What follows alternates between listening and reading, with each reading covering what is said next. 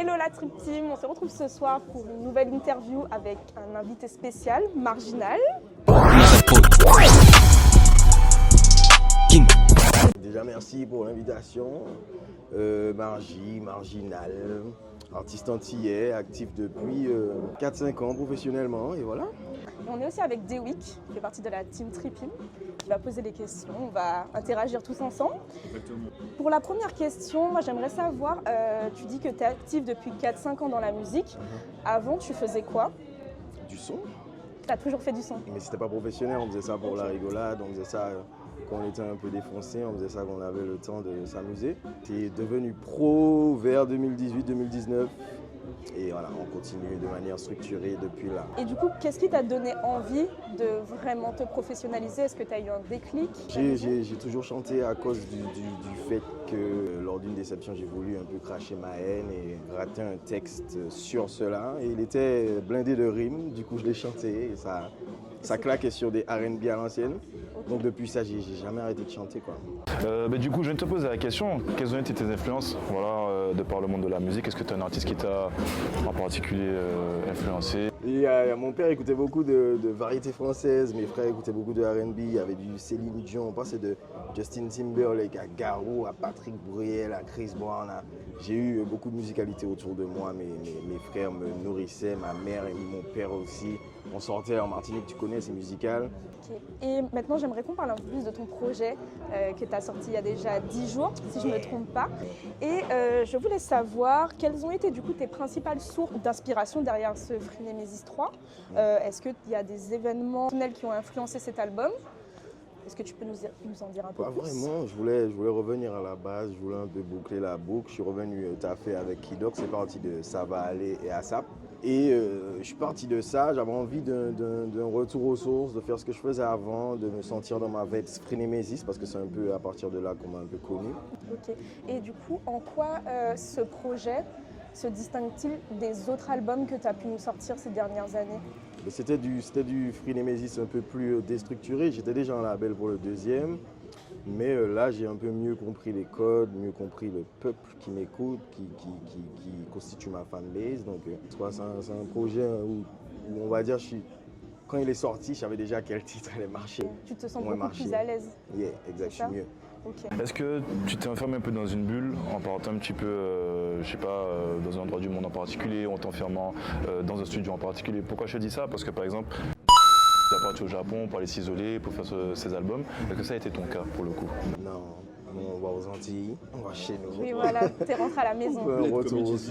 Pour rentrer un peu plus dans l'écriture, est-ce que tu peux un peu nous parler du processus de création de cet album? Donc là, on disait que tu étais rentré en Martinique. Est-ce qu'il y a eu des défis spécifiques? Est-ce que tu as rencontré des petits défis lors de l'écriture? Et surtout, combien de temps ça t'a pris à concevoir ce nouveau projet? Si on doit parler en minutes de studio, on écrit les projets en même pas 2 semaines. Moi j'ai la facilité d'écrire, mais je suis un perfectionniste, donc je pourrais poser plein de sons, mais je ne suis jamais satisfait, donc je ne vais pas aller poser 10 sons pour qu'il y en ait 9 qui ne me plaisent pas et un seul accompli. Et du coup, j'ai regardé ton interview avec Shorty et tu parlais de ton ingé son, Kidox, qui a été sur les 2 premiers Phrénémésis. Je voulais savoir si c'était toujours lui qui était avec toi sur le Phrénémésis 3. C'est lui qui est au mix de tout le projet, le master c'est Joe, mais c'est lui qui a mixé tout le projet, c'est lui qui est à la production de Ça va aller, de ASAP et du feat avec Young Chang. Les autres, j'ai posé ça avec Paul, d'ailleurs big up à lui, un ingé de la bibliothèque studio. Okay. Et ouais, ça reste toujours du Kidox au mix, toujours Kidox partout. Quoi. Il est là depuis le premier.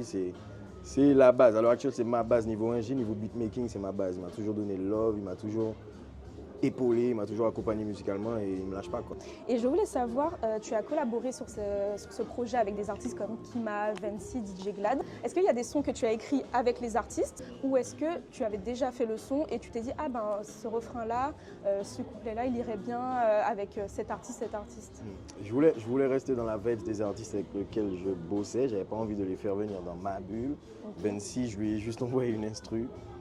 Et je lui ai dit, propose-moi quelque chose, je rentre dessus, je veux que ça soit ta couleur. Okay. Il a envoyé un truc en même pas 2 jours, il est super actif et super fort, j'adore ce qu'il fait, donc je voulais à tout prix faire un son sur ce projet.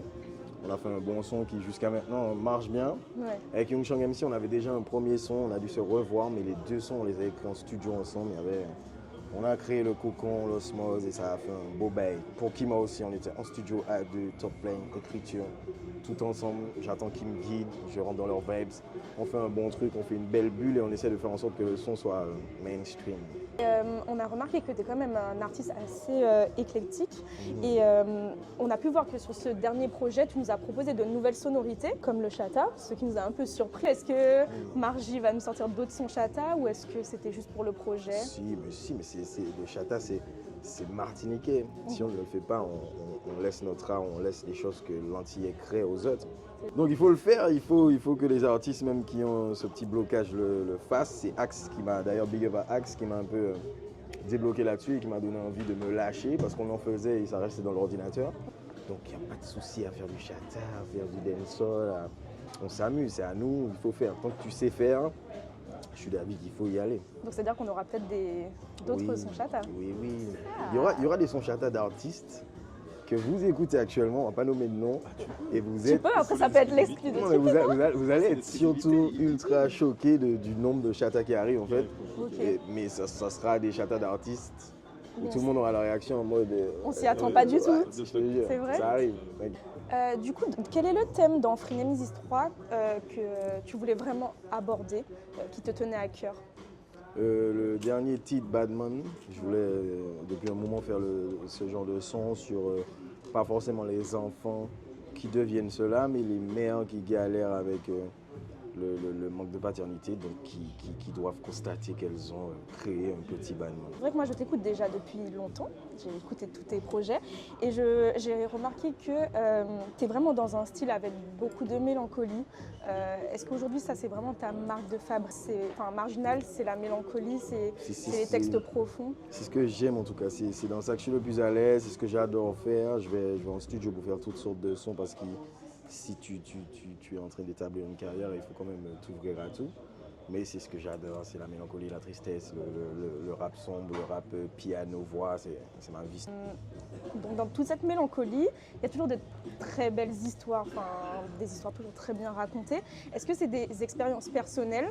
Est-ce que c'est des histoires de tes amis ou est-ce que c'est vraiment des choses que toi tu as vécues? C'est un mélange, je fais de tout. Des fois je parle de moi, je fais des brides de ma vie et je prends des brides de la vie des gens. Ça dépend du son, mais sur beaucoup de sons, ça part de moi.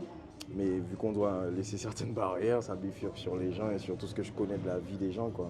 Ok. Je veux que tu m'expliques quelque chose. Ta cover, je sais pas, on est au Louvre ou je sais pas. Non, mais dis-nous, parce qu'elle est très belle, hein. Mais d'où t'es venue cette inspiration? Némésis est une déesse de la mythologie grecque. Donc j'ai voulu rester dans le délire gréco-romain, avoir une statue qui représente le plus, on va dire, cette époque, quoi. Comme on a dit, ton projet est sorti aujourd'hui, ça fait 2 semaines. Quelle est la réaction de ton public jusqu'à présent? Est-ce que tu peux nous parler un peu des premiers retours? J'avais juste peur de faire moins bien qu'avant, on fait que les 2 premiers volets. Et jusqu'à là, j'ai le même style de retour, si c'est pas en mieux. Et ça valide, ma fanbase ne m'a pas jugé, a accepté le projet. Jusqu'à là, les préférés qu'ils ont, c'est les préférés que je savais qu'ils allaient affectionner. Donc je suis content, c'est positif jusqu'à là. Ok, et est-ce que tu avais des attentes particulières pour ce Frenemies 3? Ouais, comme je disais, je voulais juste ne pas me rater, je voulais juste ne pas faire moins bien que les 2 premiers. J'avais ce petit stress de me dire, ouais, quelqu'un peut me sortir. Pas mauvais d'avoir fait le 3e, mais je préfère le premier. Ouais. Donc voilà, c'était ça la crainte, quoi. Mais je suis content au final, j'ai pas encore lu ça, j'ai pas encore entendu ça, je suis satisfait. Est-ce qu'il y aurait un Frenemies 4 qui verrait le jour ou plutôt est-ce que c'est à ce moment-là que tu vas te dire voilà, j'ai fait ça dans ma carrière, j'ai eu ces styles musicaux-là, etc. Est-ce que tu as une direction qui va suivre après ça? Est-ce que tu vas rester dans la même? Est-ce que tu as des vibes que tu souhaites explorer? Tu as parlé du dancehall notamment. Je suppose, j'espère la UK Drill, je croise les doigts. Mais dis-nous un petit peu, voilà, comment l'après un peu Frenemies 3 pour... Je suis dans une phase où j'ai envie de retourner dans ma vie d'écriture. Donc j'ai envie de lâcher mes poèmes, de retourner dans ma mélancolie, mon rap. Je suis en train de préparer un petit projet Telegram pour ça qui va être un peu différent de ce que j'envoie en général. je sais pas quand je vais distribuer ça, mais l'idée là, c'est de revenir dans ma vraie empreinte, dans ce qui me style le plus, dans ce que j'aime le plus, quoi, faire ma mélancolie, quoi. Et est-ce que les 3 albums se complètent ou est-ce que dès le début tu t'es dit, quand tu as fait Phrénémésis, hein, tu t'es dit il y en aura 3 ou est-ce que c'est venu de manière organique Jamais, je voulais pas du tout faire de 3. Ok. J'ai fait le premier. Ce fut tellement le projet qui m'a fait connaître de mon peuple entier que j'ai trouvé logique de faire le deuxième parce que j'ai signé tout de suite avec le premier. Et le troisième, l'inspire est venu à force de discuter, de conseils, de managers, de petits cousins qui me disent ouais tu devrais. Et un beau jour je me suis dit ouais je devrais, il faut finir, jamais 203 et bim. Ok. Et du coup, en te disant, en ayant toutes ces réflexions, est-ce que quand tu fais un nouveau projet Phrénémésis, tu te dis bon, je vais aller piocher dans Phrénémésis 1 par rapport aux thématiques, aux choses abordées pour créer le deuxième, le troisième, pour qu'il y ait une sorte de continuité dans les albums ou c'est vraiment comment tu le ressens? Free vibes. Je pense pas qu'il faut aller faire ça. Okay. Parce que du coup, tu vas t'enfermer dans une bulle et tu vas refaire le même scénario, même si tu auras l'impression de faire autre chose, tu restes dedans. Donc voilà, c'est de la nouvelle veille, du nouveau Margie, ma nouvelle vie et je reste dans le thème. Okay. Moi, je vais rebondir. Est-ce que Margie de Phrénémésis 1, c'est le même que celui de Phrénémésis 3? Est-ce que tu sens toi-même l'évolution? Est-ce que l'évolution est un peu forcée? Est-ce que tu dis, comme tu disais, que tu revenais dans la mélancolie un petit peu? Comment tu te dis, je vais réussir à faire évoluer ces 3 albums et faire voyager entre guillemets ton auditeur pour qu'il te garde, qu'il te comprenne et que toi, tu restes aussi authentique comme tu essaies de le faire?